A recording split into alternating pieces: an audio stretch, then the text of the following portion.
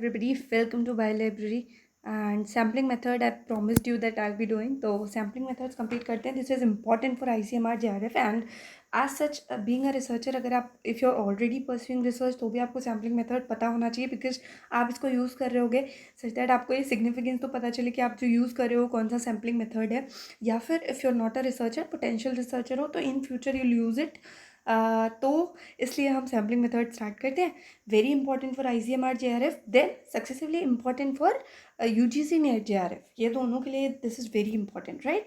तो sampling method होता क्या है? सैम्पलिंग मेथड नाम ही बता रहा है कि सैम्पल कलेक्ट करने के मेथड्स, राइट. तो हम सैम्पल करते क्यों हैं कलेक्ट, राइट. हम मान लो आप if I want to work on Arabidopsis या फिर I want to work on certain fish या फिर ज़ीब्रा फिश या फिर ज़ीब्रा फिश ऑफ कोर्स वो एक मॉडल ऑर्गेनिज्म हो गया अगेन. तो अगर हमें काम करना है तो we don't take the entire population. पहला, हैंडलिंग बहुत डिफिकल्ट हो जाएगी क्योंकि इतनी बड़ी पॉपुलेशन पे we can't work. Second, error आने के चांसेस बहुत ज़्यादा हैं. इसीलिए वाइल डूइंग रिसर्च हम एक ऐसा पॉपुलेशन ढूंढते हैं, पॉपुलेशन का representative population, right. It is a part of population जो कि उस पॉपुलेशन को रिप्रेजेंट करे जिस पे हमें काम करना है. सच दैट आप कहो कि I want to work on kids जिनकी की एज हो 5 to 6 ईयर्स के बीच में. तो आप क्या करोगे? 5 to 6 ईयर्स के सारे बच्चे वर्ल्ड के कलेक्ट नहीं करोगे. यू विल कलेक्ट एक सफिशिएंट अमाउंट आप उनका लोगे और उसी कलेक्शन के प्रोसेस को आप सैम्पलिंग मेथड बोलोगे और वो जो आपके पास कलेक्ट करने के बाद किड्स आएंगे उसको आप सैम्पल कहोगे. ओके, तो अब स्टार्ट करते हैं. पहला है कि सैम्पलिंग टेक्निक्स या फिर methods. Why do we do sampling? I just told you कि हम सैम्पलिंग क्यों करते हैं, ताकि हम पॉपुलेशन को एक मैनेजेबल नंबर पे ला सकें. हम बहुत बड़ी इनफाइनाइटली लार्ज पॉपुलेशन पे काम नहीं कर सकते. Such that we can bring the population to a manageable number, तो हम सैम्पलिंग करते हैं. दूसरा रीज़न इज हम एरर मिनिमाइज कर सकें, क्योंकि आप मान लीजिए आप 20K पीपल पे काम कर रहे हो, right. You are working on 20,000 people. तो यहाँ पे अगर आपने सेकेंड सैम्पल की जगह थर्ड सैम्पल कर दिया तो आपने पूरे इसके बाद बचे हुए जितने भी सैम्पल्स थे सब में एरर आ जाएगा, राइट. और वहीं अगर आप इफ आर वर्किंग विथ 20, जो नंबर है वो आपका कम है, तो अगर आप ये प्रॉब्लम करते हो तो एरर के बाद आप रेक्टिफाई कर सकते हो उसको ईजिली. वो एरर बहुत बड़े डेटा या बहुत बड़ी पॉपुलेशन में नहीं आएगा, तो मिनिमाइज कर सकते हैं हम एरर को just by sampling. Okay, basically कितने टाइप की होती है सैम्पलिंग? 2 तरीके की होती है. अब ये दोनों सैम्पलिंग में मैंने क्या किया आपके लिए इजी बनाने के लिए, I made some cheat codes. आपको सिर्फ उतना ही याद करना है. You don't have to remember each and everything for ICMR, whereas आपको UGC JRF के लिए सब कुछ पढ़ना ज़रूरी है, राइट. तो अब प्रोबेबिलिटी सैम्पलिंग होती है पहली. अब प्रोबेबिलिटी सैम्पलिंग बोलते किसको है? When every member of the population has the equal chance of getting selected. Population के हर एक मेंबर को, सपोज कि 5 मेंबर्स हैं, इन पाँचों का इक्वल चांस है कि इन्हें सिलेक्ट किया जा सकता है. उसको क्या बोलते हैं? हम प्रोबेबिलिटी सैम्पलिंग बोलते हैं. अब प्रोबेबिलिटी सैम्पलिंग के 4 टाइप्स हैं: simple, stratified, simple random sampling, stratified random sampling, cluster sampling और मल्टी स्टेज सैम्पलिंग. अब इसका कोड क्या बनाया मैंने कोड बनाया है कि सिंपल या स्ट्रैटिफाइड क्लस्टर मत बनाओ, स्टेज पे मल्टीपल कन्फ्यूजन हो जाता है. से फॉर एग्जाम्पल कुछ बच्चे हैं जो परफॉर्म करने जा रहे हैं, राइट. ये कोड के लिए मैं बता रही हूँ आपको ट्रिक. कुछ बच्चे हैं जो कि स्टेज पे परफॉर्म करने जा रहे हैं, उनके लिए हम बोल रहे हैं कि गाइस सिंपल या स्ट्रैटिफाइड क्लस्टर मत बनाओ, स्टेज पे मल्टीपल कन्फ्यूजन होता है. आप एक सिंपल क्लस्टर या फिर एक स्ट्रैटाज में, लेयर्स में आप क्लस्टर मत बनाओ, इससे स्टेज पे मल्टीपल कन्फ्यूजन होता है, राइट. तो अब इससे हम कैसे याद कर लें? सिंपल से हो गया simple random, stratified random, cluster sampling और मल्टी स्टेज सैम्पलिंग, राइट. अब पढ़ते हैं कि ये क्या होता है भाई. तो सिंपल रैंडम सैम्पलिंग मतलब कि जो हमारे पास इंडिविजुअल्स हैं उनमें से हम कुछ नहीं देखते, सीक्वेंस से इंडिविजुअल्स हैं and we are just selecting one of them. That is called a simple random sampling. जैसा कि कब होता है? लॉटरी का. लॉटरी के टाइम क्या होता है? किसी की भी खुल सकती है, right. If there are suppose 100 या 200 पीपल ने उसमें पार्ट लिया है तो 200 में से हर एक का इक्वल चांस है कि उसकी खुल सकती है. तो उसको बोलते हैं हम सिंपल रैंडम सैम्पलिंग, जिसका एग्जाम्पल लॉटरी मेथड है. इसके बाद मैंने कीवर्ड्स लिए हैं आपके लिए एग्जाम से ही, पुराने पेपर से. तो इसमें टेबल्स यूज़ होते हैं, इसमें ग्रिड सिस्टम यूज़ होता है, राइट. उसके बाद use of computer is there क्योंकि डेटा बड़ा है. उसके बाद हम क्या करते हैं? Select from sequential list. मैंने बताया आपको बड़ा सा सीक्वेंस होगा, उसमें से रैंडमली सिलेक्ट कर लेते हैं. सेकेंड है stratified random sampling. Stratified random sampling नाम से ही पता चल रहा है स्ट्राटा. तो हम क्या करते हैं? पॉपुलेशन को होमोजीनियस ग्रुप्स में सब डिवाइड करते हैं. अब इस सब डिवाइडेड ग्रुप्स में से फॉर एग्जांपल एज के बेसिस पे, जेंडर के बेसिस पे हम क्या करते हैं, पॉपुलेशन को सब डिवाइड कर लेते हैं स्ट्रेटास में। अब इस स्ट्रेटा से हम रैंडमली सिलेक्ट कर लेते हैं, राइट। इसमें क्या करते हैं, हम एक जेंडर या फिर सेक्स या फिर ऐसे कुछ क्राइटेरियाज रहते हैं to make them divisible into stratas, right. अब ये दो टाइप की होती है। दो टाइप की कौन सी होती है, स्ट्रैटिफाइड रैंडम में दो टाइप आते हैं, प्रोपोर्शनेट स्ट्रैटिफाइड और डिसप्रोपोर्शनेट स्ट्रैटिफाइड। इसकी आपको टेक्निकलिटीज़ में नहीं जाना है।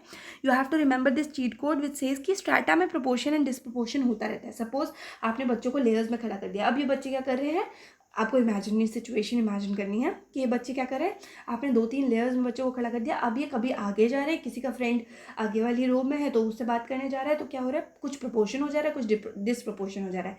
तो यानी कि जो आपकी स्ट्रैटिफाइड रैंडम सैम्पलिंग होती है उसके दो टाइप्स होते हैं। कौन कौन से, प्रोपोर्शनेट और डिसप्रोपोर्शनेट।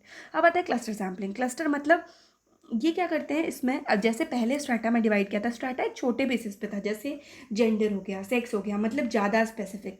अब क्या करेंगे, क्लस्टर में एक क्लस्टर ले लेंगे। सपोज सिटीज़ ले ली, इंडिया का कुछ डेटा कलेक्ट करना है, हैदराबाद ले लिया, जैसे कोविड के टाइम पे हैदराबाद ले लिया, लखनऊ ले लिया, नॉर्थ जोन का कुछ ले लिया, साउथ जोन का कुछ ले लिया, ऐसे ही हमारे नॉर्थ ईस्टर्न कंट्रीज़ का, नॉर्थ ईस्टर्न स्टेट्स का ले लिया। तो इससे क्या होगा कि हमने क्या किया, उसको बड़े बड़े एरियाज़ में डिवाइड कर लिया। अब इसे रैंडमली पिक किया, रैंडम ही पिक करना है क्योंकि ये प्रोबेबिलिटी सैम्पलिंग है, इसमें सबके इक्वल चांसेस है, राइट। तो क्लस्टर्स में डिवाइड करके, क्लस्टर्स में एरिया में डिवाइड कर देते हैं और उसमें से हम पिक करेंगे, राइट।